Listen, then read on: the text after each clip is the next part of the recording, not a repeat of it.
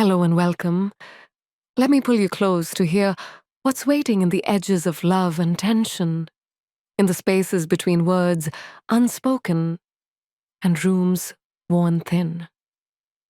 We arrive in a place that shimmers under California sunlight, where the air carries the lullaby of the Pacific and promises feel tailor-made, cut from charm and polished to glow, just so. In that light, Lily and Nathan make their vows. Their wedding is a picture set in motion. Brine-scented breeze brushing her hair. Vows that sound like poetry. A reception table bowed under flowers, whose colors seem to swoon with expectancy. Everyone expects them to sparkle. They sparkle for a day, maybe two. But already, in the way Lily holds her glass, weight pressing on her fingertips, you sense that the shine may be hiding a deeper kind of fracture. She feels seen or maybe watched as she walks next to Nathan. He is handsome in a way that feels designed to reassure. His words steady as a metronome, and his arms somewhere between escape and refuge. They cap off the night against a sky the color of bruised ocean. In the hush, he says something she can't place. A hesitation layered under a compliment. A softness that steers her heart in a direction she doesn't want to go. She forces her smile and tells herself she's imagining things. After all, isn't that the secret of long, happy beginnings? To believe what you see and not what you feel under your ribs. There's a reception photo. Lily standing in lace that breathes moonlight, her head tilted, eyes bright, but around her mouth, shadows lurk. Shadows that whisper of attention she can't name yet, like a note just beyond hearing, the world bending around it in anticipation. The music goes on. Laughter ricochets against the walls, but Lily doesn't laugh. She sips champagne. The bubbles pop loud in her ears, and she watches Nathan's face, as if memorizing it. What doesn't belong, before she can even name it, the first thread of doubt settles in her chest. A rooftop later, candles erode into tiny hushes, and the salt in the air tastes like hope and something weightless. She thinks, maybe this is the start of everything, and maybe everything is already slipping in the way the tide pulls sand backward under waves. A single exhale, carrying the scent of blossom and salt, becomes a question she doesn't dare ask. Are we already lost? If you find this summary helpful, don't forget to like this video, subscribe to Novel Whisper Official, and comment below the title of the novel you'd like us to summarize next. We'll make it happen soon, and somewhere in that golden twilight, for all its promise, the story begins. Not with fireworks, but with a tremor that goes ignored. The days after the wedding feel like a dream that doesn't quite fit. Lily moves through their new apartment as if she's still wearing the gown. Elegant but heavy. Beautiful but tight at the seams. Nathan is kind, attentive in the way you might be to a guest you want to impress. But there's a formality to him now, as though some invisible curtain has fallen between them. It's in the small things first. The way his hand, once casual on her back, now hovers just above it. The way he listens, eyes on her, but with his thoughts elsewhere, like he's already halfway into a meeting she's not invited to. They sit on the couch together, shoulders nearly touching, but the warmth she used to feel radiating from him is faint, like sunlight filtered through too many layers of glass. She tells herself it's the adjustment. Marriage is a shift. Everyone says so. You go from I to we, and it takes time to learn how to move in step. But sometimes she wakes in the middle of the night to find him staring at the ceiling, jaw tight. And when she asks what's wrong, he says, "Nothing. Go back to sleep." His voice is calm, but it lands in her chest like a cold coin. The tension grows so slowly, it's almost imperceptible, like air warming in a closed room. They still share meals, still talk about work, still plan weekends. But the conversations skim the surface now. He asks about her day, but doesn't follow the thread when she answers. She notices how quickly he changes the subject, how his laughter seems practiced, and how he avoids lingering in the spaces between sentences where real connection used to live. One evening, over dinner, the fork in her hand pauses mid-air as she watches him scroll through his phone. She realizes she hasn't seen him look at her the way he used to. Not in weeks. The smile he gives her now is polite, even affectionate, but it's missing the unspoken "I see you" that once made her feel like the only person in the room. And there's something else, subtle but sharp. A note of impatience when she talks too long. A glance at the clock when she shares an idea. She tells herself she's being too sensitive, that she's expecting too much, but deep down she knows. You don't measure time when you're exactly where you want to be. At night, she lies awake listening to his breathing. They're inches apart, but she might as well be listening from another room. There's no argument, no fight to explain it. Just an invisible drift, like two boats anchored in the same harbor, but slowly spinning away from each other with the tide. She wants to believe they're still in the honeymoon phase, that this is just the calm before they find their rhythm. But in the stillness, in the half-light before sleep, a different truth hovers over her like the faint scent of smoke.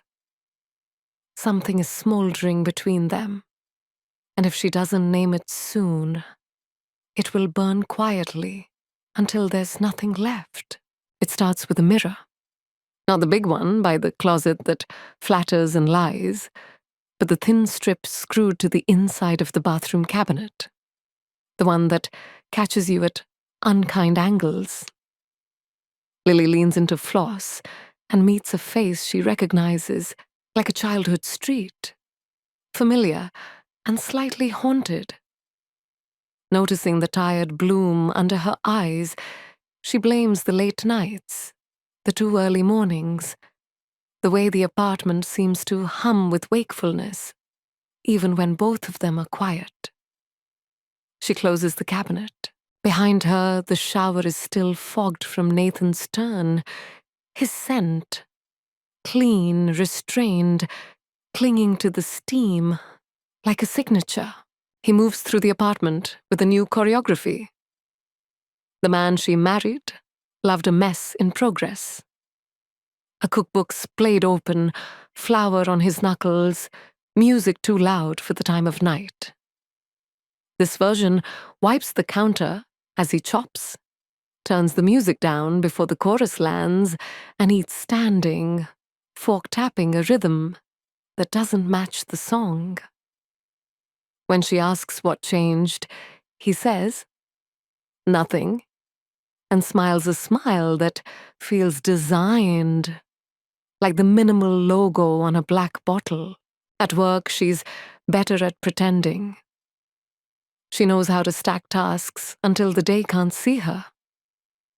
She carries coffee back to her desk and watches emails fan out. Deadlines, invitations, arrangements to meet friends. She keeps rescheduling because her life at home feels like a glass she's trying not to jostle. When Carla from HR asks about married life, Lily tells a story about a spice rack and an argument over cumin versus coriander. People laugh and share their own tiny battles, and for a moment it's comforting, normal, communal. But the real argument is not over spices. It's over air. Who gets to breathe? And how? They try a date night, a proper one. He books a restaurant that looks like a set. Candles in low bowls, napkins like folded cranes. He orders for them both because he remembers what she likes, or what she used to like. He asks about work, and she talks about a project that's finally moving. He nods in all the right places. When she asks about his latest pitch, he says, "It's fine," and moves the conversation to a new rooftop bar he wants to try. There's a moment when she thinks, say the thing beneath the thing. He doesn't. She doesn't either. On the walk home, the ocean presses its breath into the streets, swollen and salt-sweet. She reaches for his hand. He squeezes back, brief and competent, then lets go to check a notification. "Sorry," he says, not looking sorry, eyes lit by the screen's false dawn. She watches his face turn blue-white, admiring and afraid of how it catches the light. He looks like a man auditioning for the part of himself. She asks if everything's all right, and he says, "Of course." It's the kind of answer that ends conversations and begins loneliness. In bed, when she turns away, she feels him turn too, as if they've rehearsed a waltz they don't remember learning. Sleep won't come. The apartment has the hush of a stage after a matinee. Cooling lights, cooling applause. She wonders when future tense stopped feeling like a promise and began sounding like a threat. The ceiling, ever patient, offers no reply. The next morning, the stranger visits. He wears Nathan's robe and sips Nathan's coffee, crosses his legs in a way that perfectly maps to every morning they've ever shared, and reads the news as if the world will swallow him if he looks up. She says his name. "Nathan?" As a test, he answers, "Hmm?" Without raising his eyes. It's a simple syllable, but it slides over her like a sheet of cold. She tries again, this time with touch, a hand on his shoulder. Warm, present, an invitation. He glances up and his face opens the way an elevator door opens, smoothly, automatically, to reveal a space that's technically yours to enter, but never truly yours. "What's up?" he asks. She wants to say, "Us. We're up. We're off. We're uneven." But instead she asks if he can pick up limes on the way home. "Sure," he says, already descending into the article's depths. Later she'll find the limes on the counter, a small green proof of care, and it will make her both grateful and sad. The stranger is a genius at rituals. He folds his shirts with militaristic grace, rinses the sink after shaving, returns texts within 3 minutes, never leaves a dish to soak just for a minute. He's kind to waiters and remembers birthdays. He kisses her forehead when she's reading, and the kiss is gentle enough to break something. He does every helpful thing except ask, "How are you really?" She begins to wonder if she's withholding too. How long has she been editing herself down to fit a mood? One afternoon, Lily finds a box in the hall closet, labeled "Keep Maybe," a museum of their almost. Ticket stubs, a postcard from Big Sur, a crumpled note he once left on her windshield that said, "You're my atmosphere." She remembers laughing at the metaphor, how over the top, how college, and loving it anyway. She remembers pressing the paper to her chest, like it could calibrate the barometer inside her. Today the note reads like a weather advisory. If she's the atmosphere, what happens when he can't breathe? She calls her sister, Mara, who has never learned to whisper. You sound thin, Mara says, like someone stretched you over a frame you didn't pick. Lily tries to laugh, fails, and says, I think he's different. Mara says the thing sisters are best at saying, are you different? The question wedges itself under Lily's ribs like a coin you can't shake out of a piggy bank. Maybe she is. Maybe the stranger is her. At a friend's birthday, someone asks how married life is, and Nathan answers, stable, with a proud grin, as if stability is a trophy. Lily wants to say, sure, like a table with one short leg. Instead, she carries a tray of cupcakes into the kitchen and stands there a long time, rescue breathing frosting and solitude. When she returns, Nathan's arm is around her. People take pictures. They'll look like a couple in the photos, pressed together, smiling at the same camera.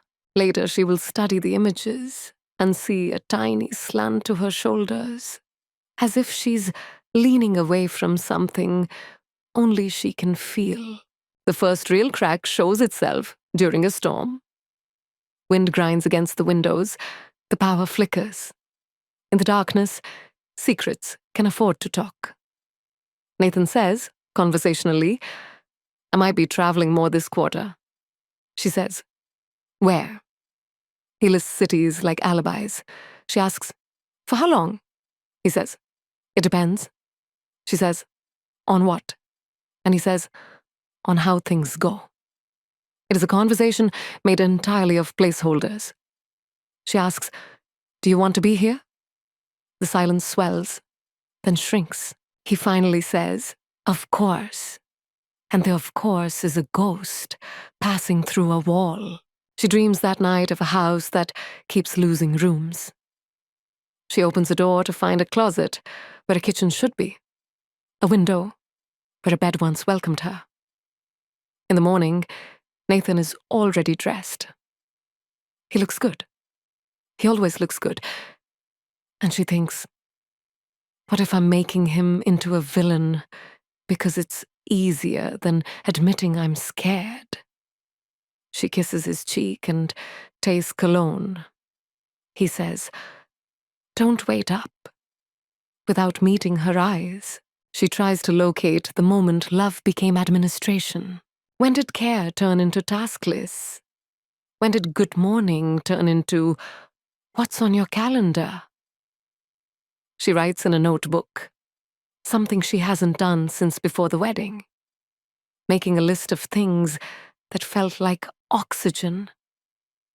The way he bent to pick up a coin once and made a face at the floor because the world should be softer.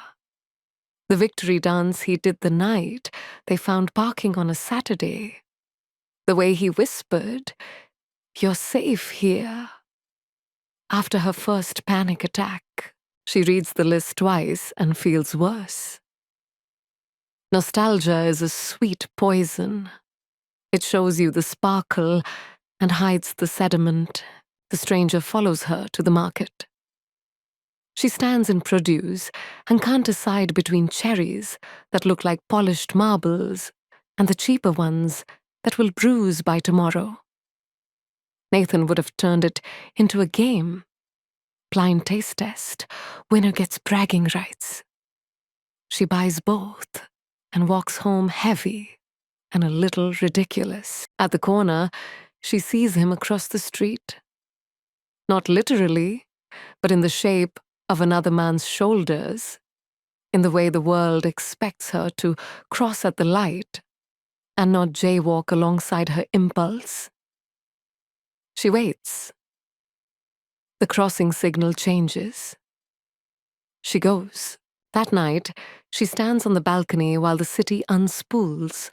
Apartments stacked like aquariums, strangers moving inside their glass lives. She tries to decide if she's watching or on display.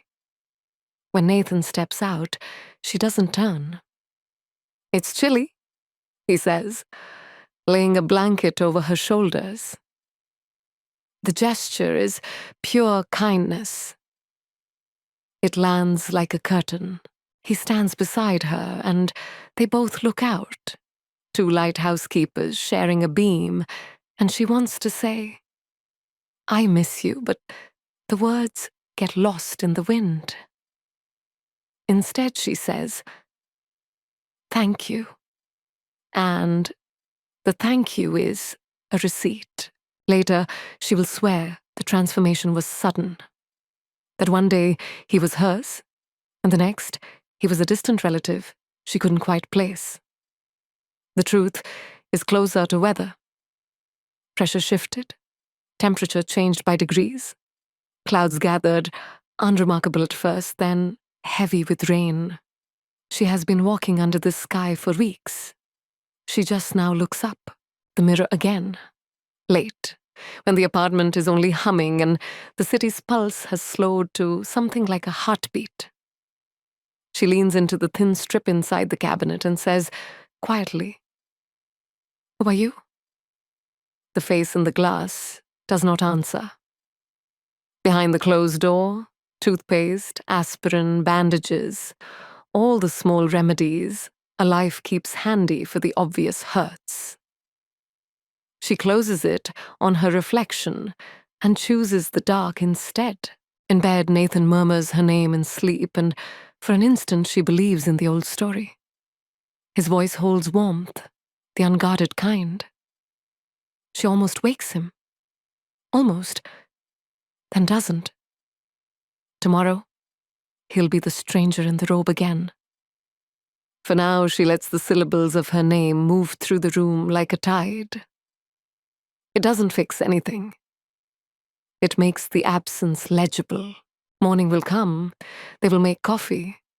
He will ask about her day. She will answer the way she has learned to answer. Honestly enough to pass. Not enough to expose the wound. The air between them will be clear and bright and just slightly too thin. And somewhere, in that missing oxygen, a decision is beginning to take shape. Patient and inevitable as weather. The decision begins not with drama, but with an ache. One Saturday morning, Lily wakes to find the apartment steeped in pale winter light, the kind that makes every surface look a little softer. Nathan's side of the bed is cool. She can hear him in the kitchen. The gentle clink of a mug on the counter, the rhythmic hiss of the kettle. It's all so familiar. Yet it feels like a scene from someone else's life.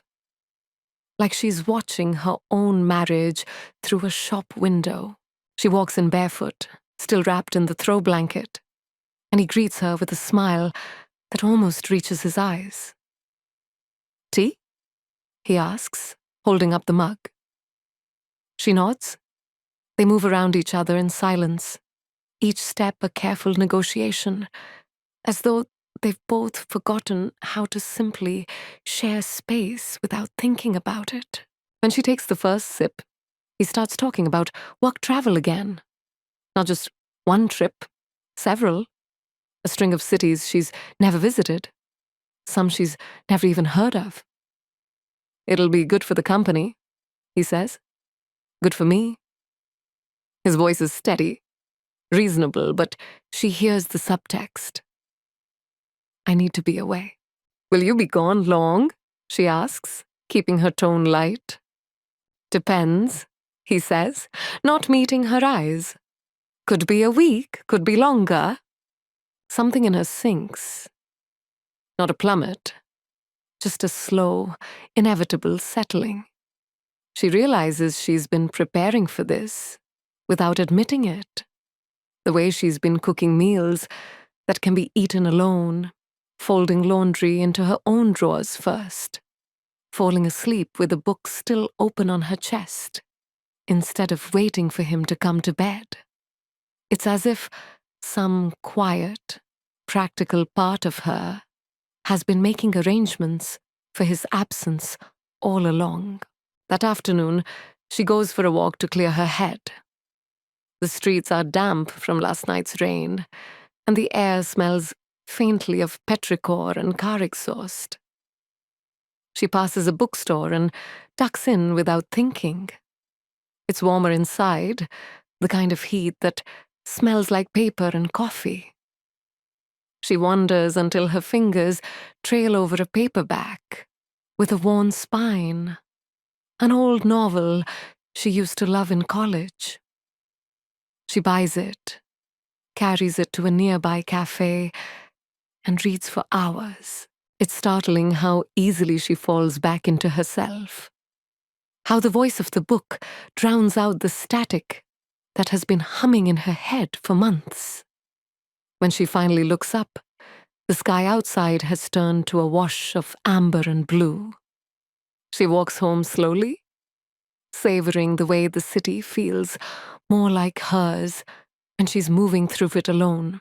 Nathan isn't there when she returns. There's a note on the counter, dinner with clients. Don't wait up. She stares at the neat block letters until they blur. She eats standing at the kitchen counter, spooning soup straight from the pot, and realizes it doesn't feel lonely. It feels quiet. The days that follow are a study in space. He's homeless. When he is home, their conversations skim the surface like stones over water. She starts to notice how much lighter she feels when she's not measuring every word, when she's not wondering if she's asking too much or giving too little. One night, she finds herself sitting on the balcony again, book in hand, a blanket wrapped tight around her. The city hums below, lights winking like distant constellations. She doesn't hear Nathan come out until he's standing beside her. "Cold out," he says. She nods. "I like it." He studies her for a moment, and she wonders if he can see it. The way something inside her is shifting, the way she's quietly gathering the pieces of herself she'd set aside for him. There's no argument, no scene, just two people standing side by side, watching the same skyline, feeling entirely different weather. When they go inside, he heads for his laptop and she heads for bed. They don't say goodnight. And yet, in the silence, Lily feels more certain than she has in months. She's moving towards something. Not away from him exactly, but toward herself. It begins with small experiments, the kind that can be mistaken for whim. On a Tuesday evening, instead of waiting for Nathan's "I'm on my way" text, Lily leaves work and takes a detour to the art gallery downtown. She wanders past canvases she doesn't fully understand, stopping at one, a swirl of muted blues and deep ochre that makes her think of ocean water churning under a storm. She lingers there longer than she means to, imagining what it would be like to stand on a real cliff, wind in her hair, no one behind her to tell her when to leave. She gets home late. Nathan is already in bed, the blue glow of his phone illuminating the sharp line of his jaw. He looks up when she enters. "Where were you?" "Gallery," she says, kicking off her shoes. "On a Tuesday?" he asks, as if the day of the week has jurisdiction over her life. "On a Tuesday," she repeats, her tone neutral. He studies her for a moment, as if searching for an explanation he can accept, then shrugs and returns to his screen. The conversation ends there, but she feels the quiet click of something locking into place inside her, an awareness that she can choose where to be. And he doesn't have to understand. From there, the experiments grow. She says yes when Mara invites her to a late-night poetry reading in a cramped cafe where the espresso machine hisses between stanzas. She goes for long walks on Sundays without a destination, letting the city guide her. She rearranges the living room while Nathan is away, moving the couch closer to the window to catch more light, replacing his heavy black curtains with gauzy white ones. When he comes home and sees it, he pauses. "Looks different," he says. "I like it," she answers, and he doesn't move the curtains back. At work, her colleagues start noticing something. Carla from HR says, "You seem lighter." Lily laughs, brushing it off. But later, she catches herself humming while making copies and realizes it's true. She's not waiting for Nathan to create the atmosphere anymore. She's making her own. Then comes the night she doesn't expect. Mara drags her to a rooftop party in the arts district. The air smells faintly of jasmine and street food drifting up from below. There are string lights overhead, music soft enough not to compete with the laughter around them. She meets a woman named Harper, who talks about photography like it's a language only the sky can understand. They don't flirt.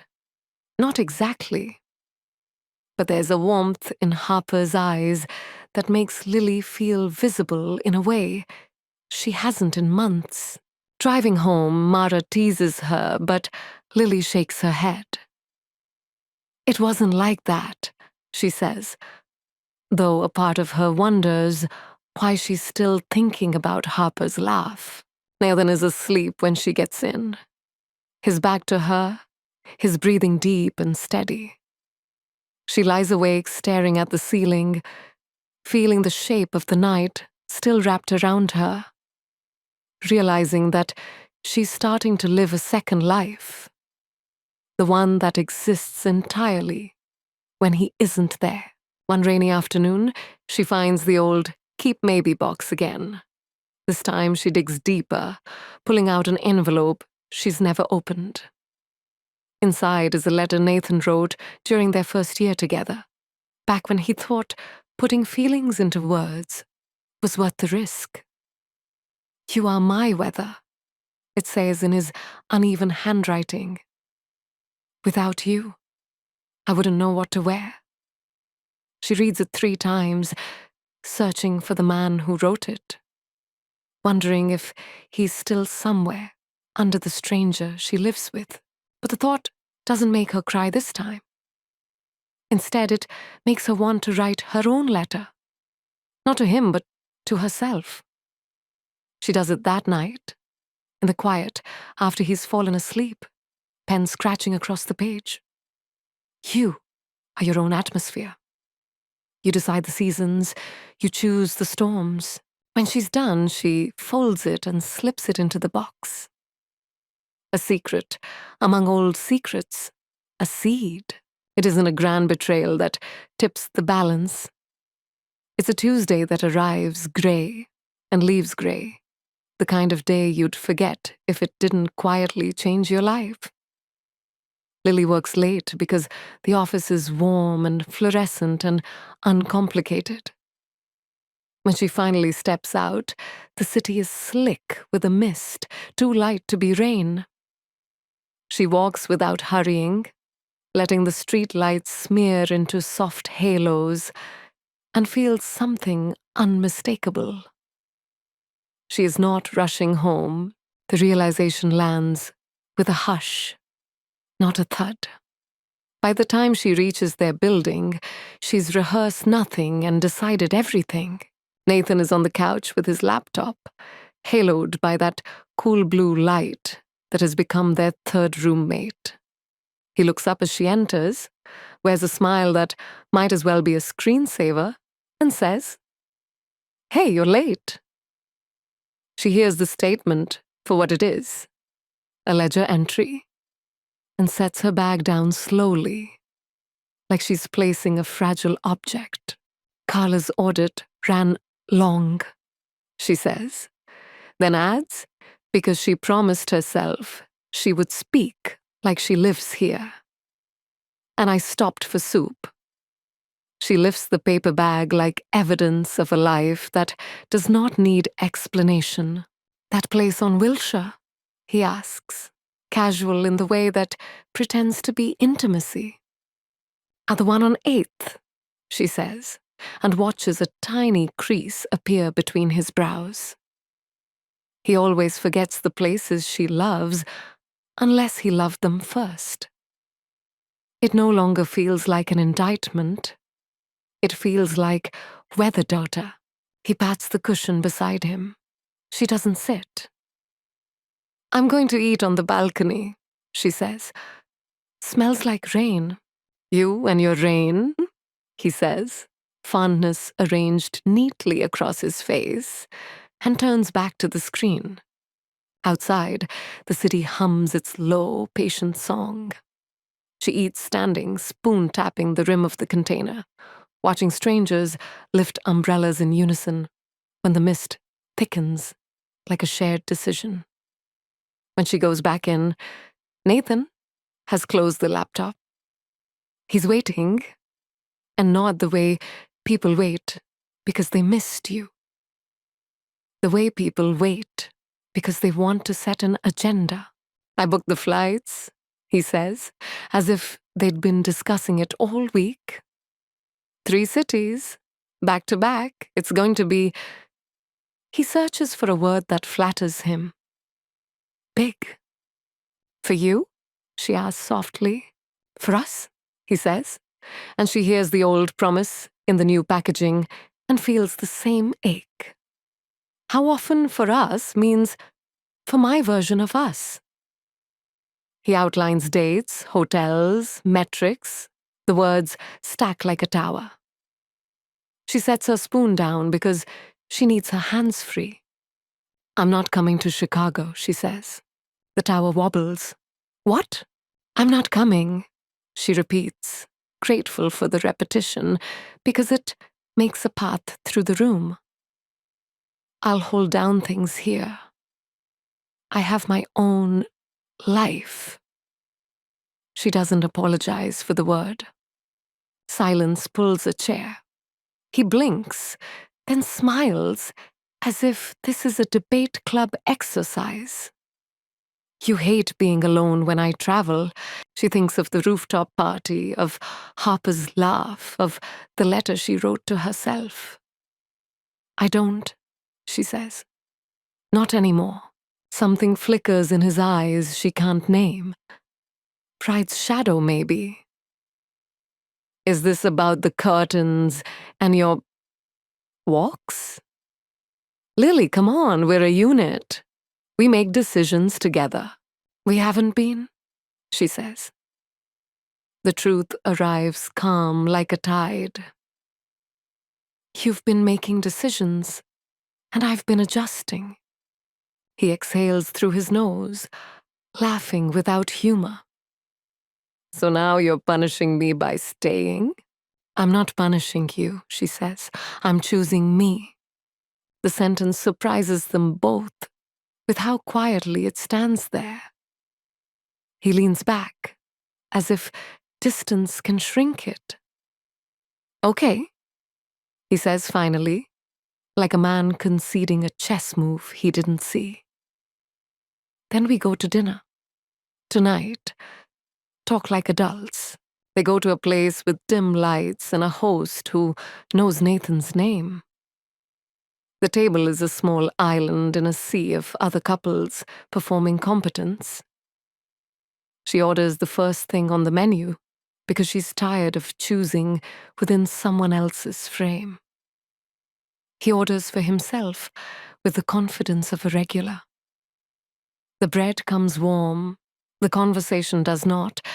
"You've been different," he says, cutting to the thesis as if this were a pitch meeting. "Since when?" "Since always," she says, and almost smiles at her own accuracy. "I just stopped pretending." He scoffs. "Pretending what? That you're unhappy?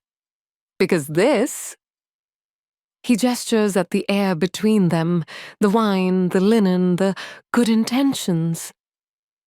"This is a good life, Lily. It's a tidy life," she says. "There's a difference." He sets his knife down carefully, aligning it with the edge of his plate. The gesture is pure Nathan, precise, controlling the controllable. "What do you want?" he asks, and for once the question is not rhetorical. She breathes, and the answer materializes, already formed. "Room," she says. "I want room to be a person next to you. Not an accessory that looks good in photos. To take a Tuesday and not report back. To say no to a trip without it being a mutiny." She tries for lightness and misses. To buy cherries without a debate about perishability. He studies her as if waiting for the punchline. When it doesn't arrive, he leans in, softening his voice. "Lily, I love you. I'm doing all of this for us. You know that." She thinks of the first note he ever wrote. "You're my atmosphere." And how a promise can be a cage if you stop opening windows. "Do I?" she asks, not unkindly.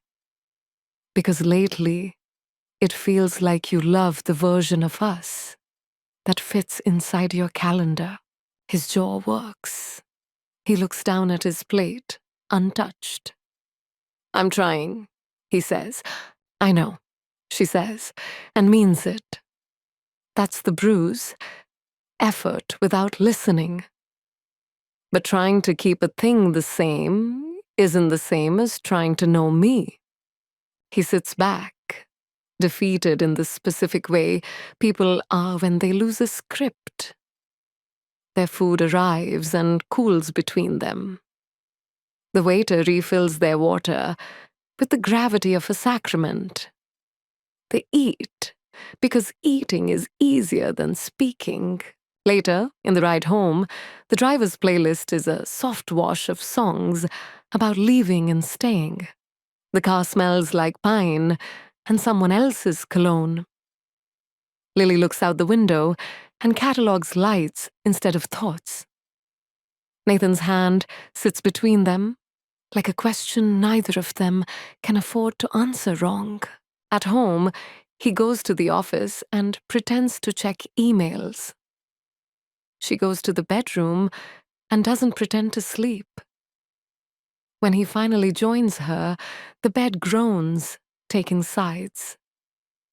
In the dark, he says, "I can cancel Chicago," as if that is a love language. "Don't," she says. "Go. Do your big thing. We'll both learn something." The room receives the words and does not echo. In the days that follow, the second life becomes the primary one. She builds rituals that don't need witness. Morning tea with lemon, a 10-minute stretch by the window before logging on. A rule about not checking her phone on the balcony, because the sky deserves full attention.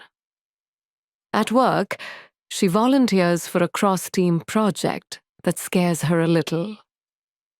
In the evenings, she meets Mara for trivia and loses gloriously. Laughing until she hurts, she takes a Saturday train up the coast alone, reads in a cafe that smells like damp wood, and texts no one about it. Harper appears again without being summoned. Lily stumbles on a pop-up exhibit, Harper's, and lingers in a room of photographs that feel like weather maps of human faces. Harper spots her and smiles, a surprised, gentle thing that doesn't presume familiarity.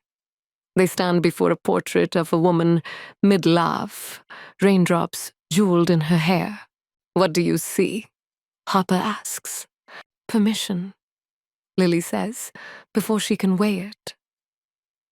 Harper nods as if they've exchanged a secret and not a word. They talk about cities and light and the precise way fog erases the edges of regret. Nothing happens, and yet something unsticks. Walking home, Lily feels less like a person contemplating escape and more like a person practicing presence. The difference tastes like breath. Nathan leaves for Chicago on a Thursday before dawn. She wakes when the suitcase zips and pretends not to. He lingers at the door and says her name, softly, almost like the night he murmured it in his sleep. She doesn't answer because she doesn't know which version of herself he's calling. The door closes, the apartment expands a half-inch in every direction. The first evening alone, she lights a candle that smells like cedar and rain, and reads on the floor with her back against the couch, because chairs feel too decisive. She eats exactly what she wants, which turns out to be toast and jam and half a grapefruit. She goes to bed early and sleeps without waking to check the shape of another person's absence. On Sunday, the phone rings with a number she doesn't recognize. It's Nathan's mother, warm and careful. "He says you're not traveling with him," she says, the concern wrapped in cotton. "I'm not," Lily answers, steady. "Everything all right?" the older woman asks. Lily thinks of 100 possible replies and chooses the one that keeps her honest without recruiting allies. "We're learning," she says. After they hang up, she writes 2 lists. On one side, what I miss. On the other, what I don't. Under miss, she writes, the way he made breakfast like a ceremony, the victory dance, the first note. Under don't, she writes, explaining myself, asking for room, feeling like a scheduled event. The second list is longer. She doesn't feel triumphant. She feels accurate. Nathan returns late. Suitcase wheels, whispering across the floor like apologies. He stands in the doorway of the living room and looks at what she's moved, at who she's become. "How was it?" she asks, closing her book. "Successful," he says, and she hears he means the trip. He hesitates, then adds, as if bartering, "I missed you." "I missed me," she says, before she can soften it, and then kinder. "I missed us when we were us." He sets the suitcase down, rubs a hand over his face, and for a moment, she sees the man from the keep maybe box. Messy, hopeful, unguarded. "I don't know how to get back there," he says. "We're not going back," she says. "We could go forward, though, if we tell the truth." He nods, a small motion that looks like surrender and might be humility. "Tomorrow?" he asks. "Tonight," she says, and pats the couch. They sit. They begin, not at the beginning, there's no such place left, but at the oldest new place, honesty that costs both of them something. The words come halting and then smoother, like a muscle relearning emotion. They do not solve it. They do not break either. When the house goes quiet, she stands at the window. The city is a scatter of constellations again. Each square of light, someone else's weather. She presses her palm to the glass and feels nothing but her own heat reflected back. Behind her, Nathan breathes, not close, not far. The air is thinner than it used to be and easier to share. She goes to bed without checking if he follows. He does, minutes later, and lies on his back, careful with his space. In the dark, she whispers, not to him exactly, but not away from him either. I choose room. The words do not echo. They land and stay. In the morning, the mirror inside the cabinet shows her a face she recognizes without flinching. Not happier, not fixed. Hers. When she closes the door, the apartment hums. The day arrives like a clean breath. She takes it. June arrives with that strange California contradiction. Blue skies and an air quality warning. A pale gauze hangs over the city, a softness until you breathe it. Phones chirp with alerts. The weather app uses words like haze and advisory, as if the atmosphere were a polite guest announcing it intends to stay. Lily buys a box of cheap paper masks at the corner pharmacy and sets one by the door for Nathan, a domestic offering that feels a lot like compromise. They've been honest or trying. Some evenings it works. Their voices drop the sales pitches and find ordinary words. Other nights they circle each other with immaculate manners, as if courtesy could smother smoke. She makes her tea. He checks analytics. They pass in the kitchen and smile like neighbors who once shared a fence and now share a story they're not telling. It's the quiet that worries her. Not the silence. They've made that useful. But the quiet. The ease with which days stack without friction. The way warmth slips off their surfaces, like water beading on wax. She keeps a notebook on the coffee table and fills pages with questions that are really weather maps. Where did we bend? Where did we hold? What did we set on fire? She wants a culprit. The pages keep sketching a triangle instead. Fuel, oxygen, spark. One evening, Mara calls and says, "We need a sister walk." They take the long route along the bluff trail where the ocean throws itself against the climate and loses. The air tastes like a campfire, 3 counties away. "Do you want me to hate him?" Mara asks, as direct as a compass. Lily considers. "No," she says finally. "I want to stop needing him to be the reason I didn't leave." Mara nods, satisfied, in the way only someone who loves you can be when you land the right sentence. "Then decide what pain you're willing to live with," she says. The pain of staying or the pain of leaving. Either way, bring snacks. At work, the cross-team project claws her attention in the best way. She leads a meeting without asking permission from her throat first. When her boss says, "Good instincts," Lily hears herself answer, "Thanks," and believes it. In the elevator, a stranger compliments her shoes.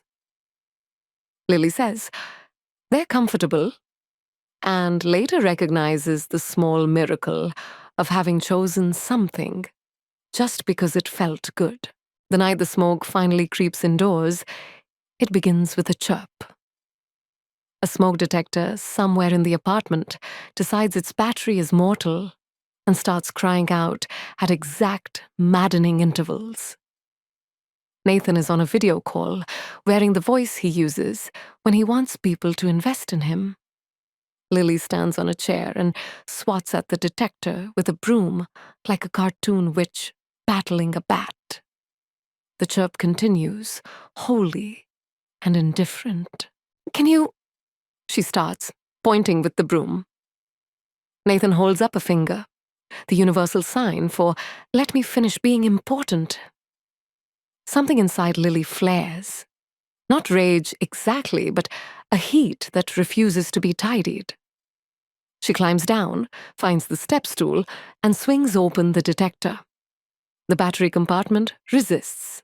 The plastic tab snaps. A towel she left too near the stove chooses that moment to find a pilot flame. It smolders, then flowers a thin ribbon of smoke that the alarm deems poetic. All the detectors harmonize, shrieking their sincere, mechanized concern. Nathan mutes himself mid-sentence, face sharpening into control. What happened? It lands like an accusation because both of them are tired. I asked for help, she says over the noise, irritation fanning into something else. I needed 2 hands. He snatches the towel with tongs, throws it into the sink, floods it.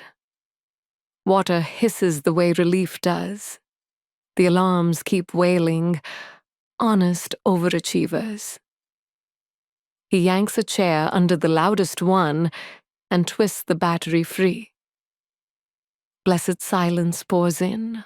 They stand in the dissipating smoke, breath loud, hearts louder. They both start speaking at once. They both stop. He pinches the bridge of his nose like he's reassembling patience. I was on a call, he says. A big one. I know, she says.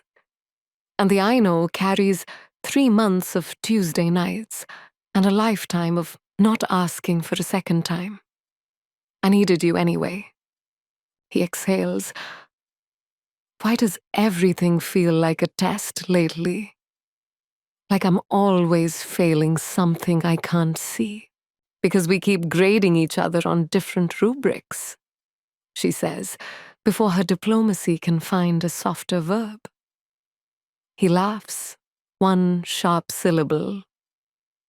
So what's the rubric tonight? Be here when I ask, she says. Not always, just... She gestures to the damp towel, the sullen detector. When the house is literally about to scream, something in him slips then, the set of his shoulders, the angle of his jaw. I'm here, he says. It is not defensive. It is earnest, bewildered. I'm in this house. I'm not at a bar. I come home. I'm here. And far, she says, quiet now, at the same time. They clean in a truce.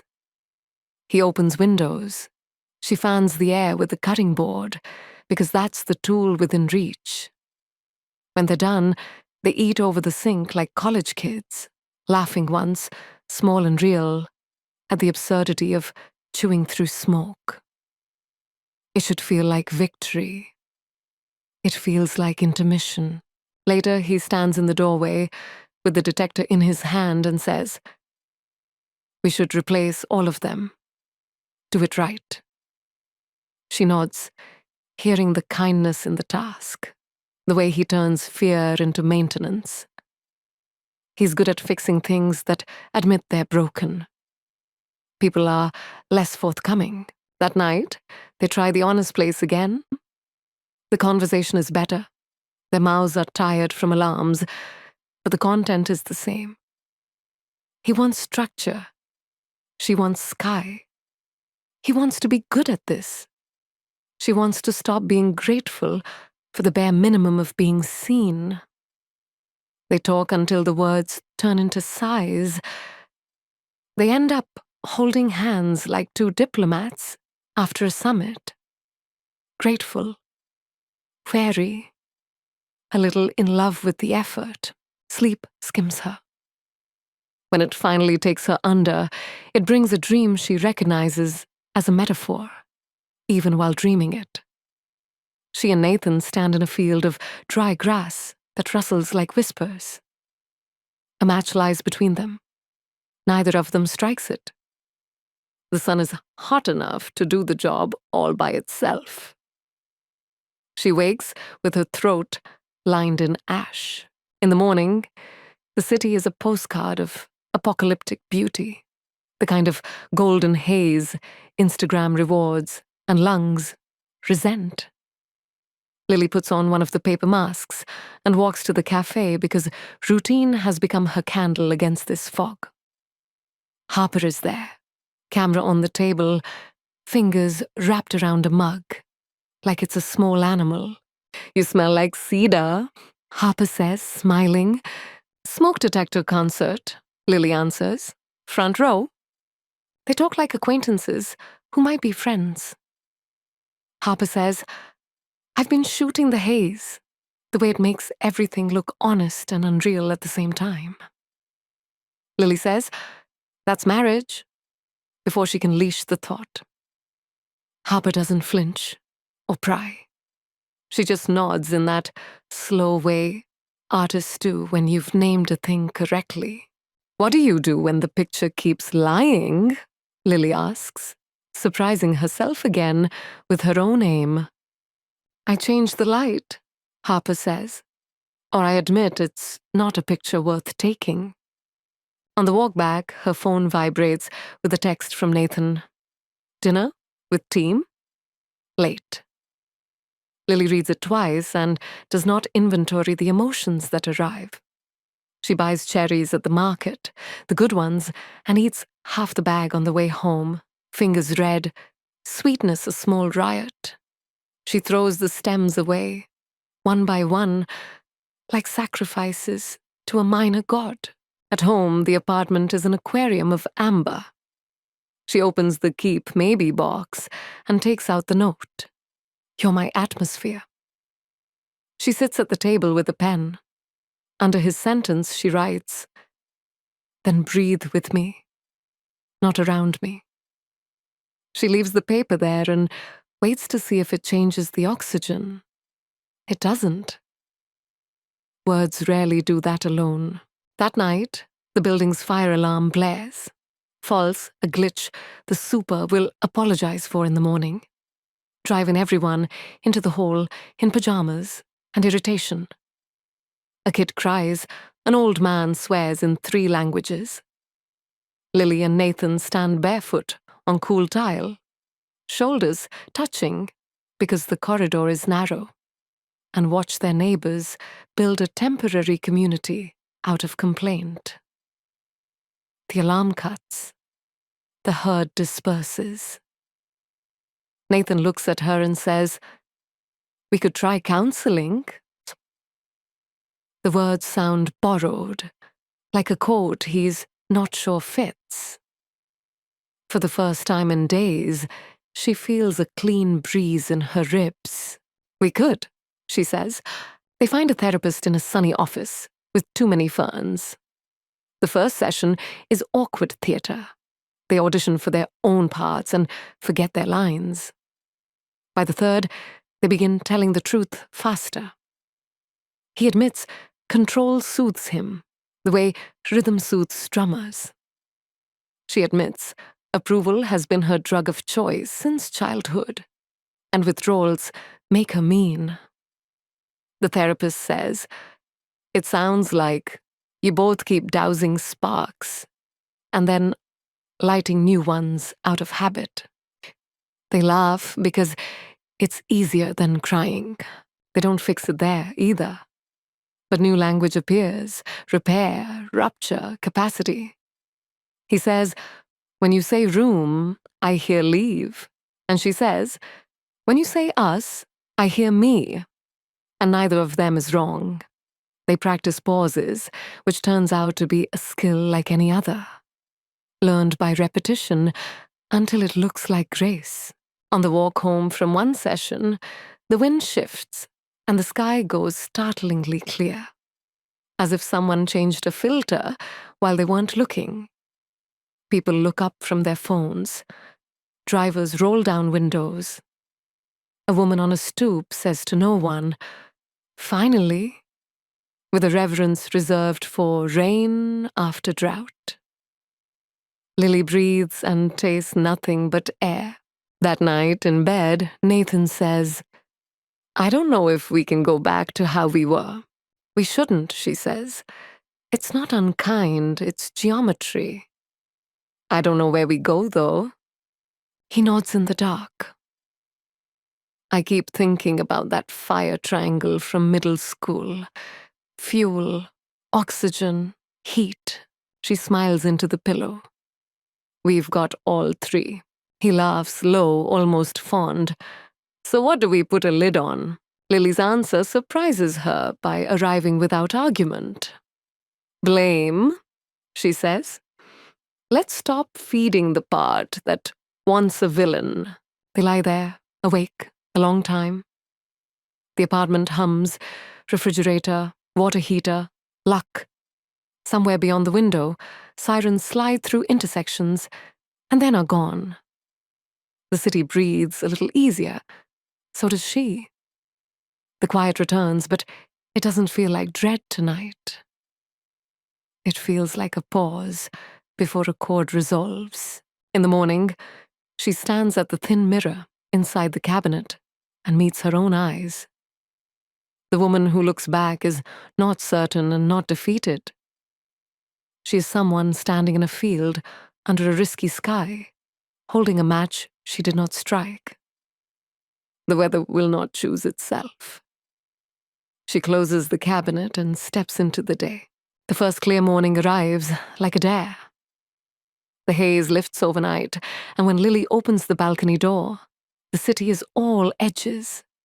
Mountains cut clean against a rinsed blue, gulls carving white parentheses in the air. She stands there with her tea and doesn't feel triumphant. She feels ready, the way you do when a fever breaks, and the room is the same, but you are not. Counseling has given them a shared map, if not a destination. They can say rupture without flinching, repair without sarcasm. They have learned the pause, one beat, then two, before answering in old ways. They've even resurrected small rituals that had starved. He squeezes oranges in the morning. She reads him a paragraph from whatever novel is browning at the edges of her nightstand. Sometimes they laugh.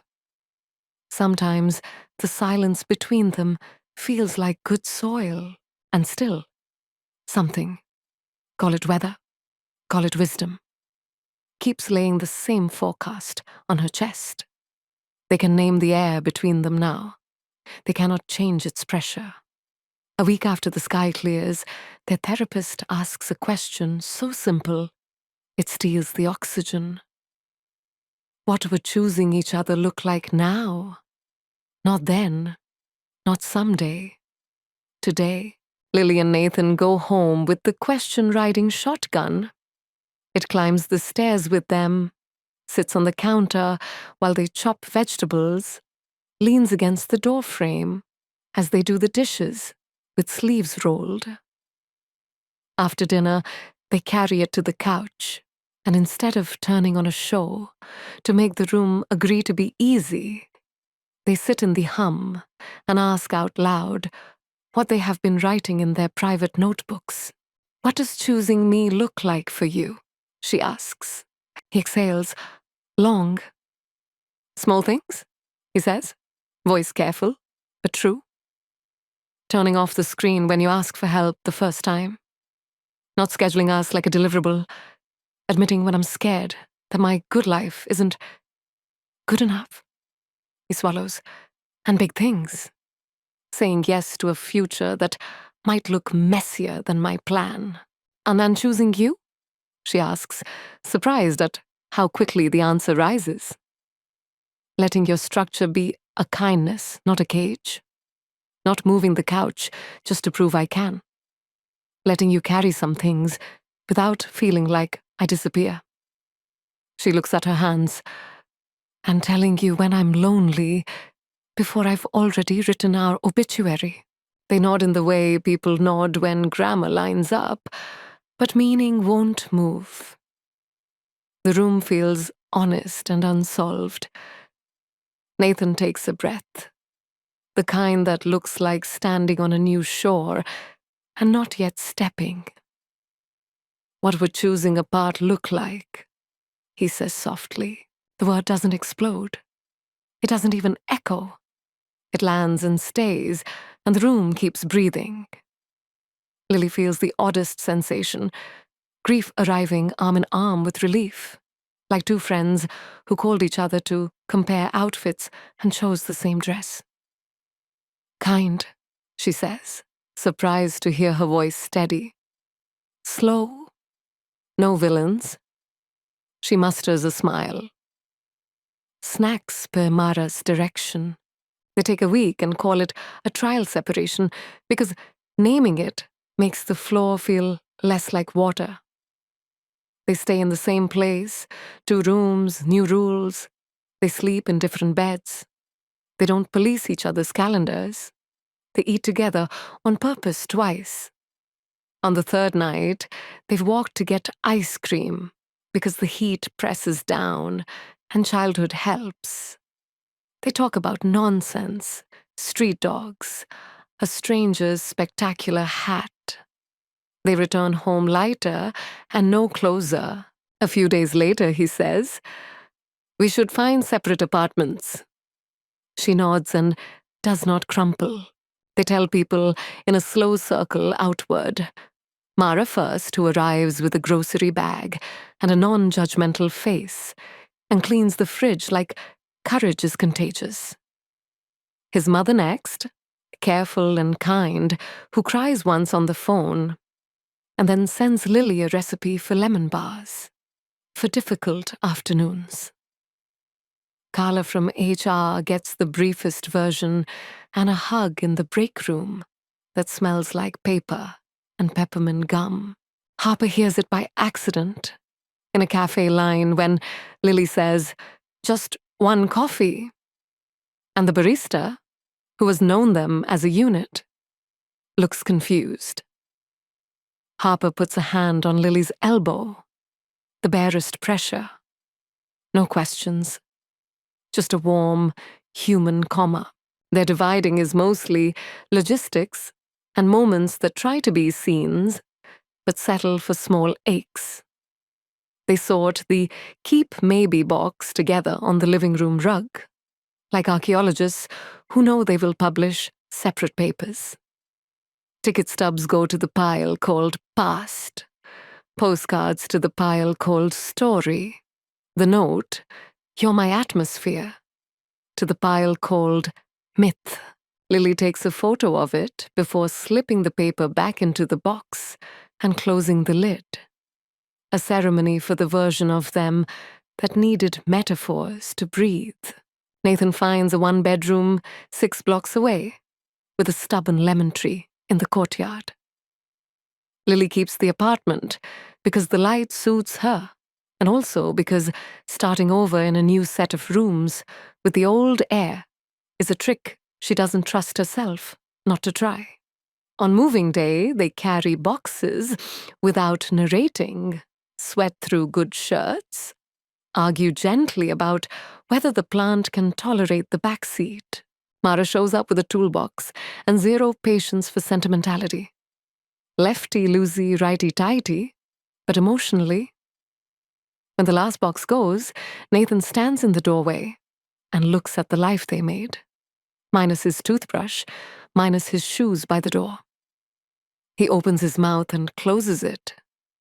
Lily steps forward and hugs him the way you hug family at airports. Grateful. Finite. The first night alone in the same space is louder than any party. The refrigerator deciding to sing, the water heater clearing its throat, the neighbors rediscovering their affections with enthusiastic choreography. Lily laughs once, then cries, then sleeps a clean, stunned sleep that feels like the body finally believing what the mind has been practicing. Days develop their own musculature. She learns what groceries look like when she isn't casting a vote for 2. She learns to make exactly enough coffee. She learns that her body runs cooler when no one else's heat is in the bed. A small fact that feels like climate science and self-knowledge holding hands. She gives herself a rule about not reading old messages after 10 p.m. and breaks it twice before keeping it. She makes lemon bars with the recipe Nathan's mother sent and leaves a plate at his new door. He texts a photo with a melted heart and doesn't ask her to come up. They are doing it. Kind, slow, no villains. The pain has shape and edges. It does not have teeth. She sees Harper around town more, not because anything is being chased, but because the city is small in the ways that matter. They talk about sky and frames and how honesty makes ugly things photogenic. One Saturday, Harper asks if she can take Lily's portrait. "You look like weather that just changed," she says, and Lily laughs because it's accurate. They meet by the bluff. The wind makes a mess of Lily's hair, and she doesn't smooth it. Harper lowers the camera between shots and says, "Not fishing, not warning, just real. I'm rooting for your okay." Lily's chest loosens in a way that has nothing to do with romance and everything to do with being seen without assignment. When the paperwork arrives, it is banal in the way all important documents are. Forms love boxes. Lily checks them slowly, reading every verb like it owes her clarity. She and Nathan meet at a coffee shop with terrible scones and sign their names in all the places. Two humans choosing a sentence's period together. Outside, a little wind kicks up, messy and kind. They stand there too long with empty cups. "I keep trying to find the right last line," he says. "There isn't one," she answers, and reaches for his hand one more time. The squeeze is not a promise. It is a benediction. He nods. When they let go, the moment doesn't shatter. It rides the breeze and disappears. Life continues not as an after, but as a now. Lily keeps the balcony door open more. The curtains move as if someone's just walked past. And sometimes she talks to the air anyway, to the version of her who kept watch while love turned into administration, to the version of him who really did try to hold flame without burning the house down. She buys cherries in season and eats them without ceremony, fingers red, stems like punctuation. She hangs Harper's portrait on the wall, her hair a small storm, her eyes looking straight at the weather on a Tuesday, because they are never special, and that is their power. Lily finds the old note one last time when she's searching for spare batteries. "You're my atmosphere." The paper is soft from handling, corners foxed. She writes under it with a finer pen than last time, the ink a steady, unremarkable black. So I learn to breathe on my own. She doesn't take a picture. She slides it back into the box. Maybe it will stay. Maybe she'll throw it away next spring, when the lemon tree in Nathan's courtyard remembers how to be generous. The city breathes in and out. The sky does its work. The forecast, for once, is honest, clear, with wind. She steps onto the balcony and feels the day move across her, like a hand on a back, guiding, not pushing. Somewhere in the middle distance, a smoke detector chirps its mortal little plea. And she laughs because she isn't afraid of alarms anymore. They are just invitations to look up. She raises her mug to the line where blue meets glass and says it. Not to a camera, not to a ghost, but to herself, in a voice that comes from the lungs she fought to keep. I choose room, she says, and it doesn't need to echo. It already fills the air, already fills the air, already fills the air, already fills the air, already fills the air, already fills the air, already fills the air, already fills the air, already fills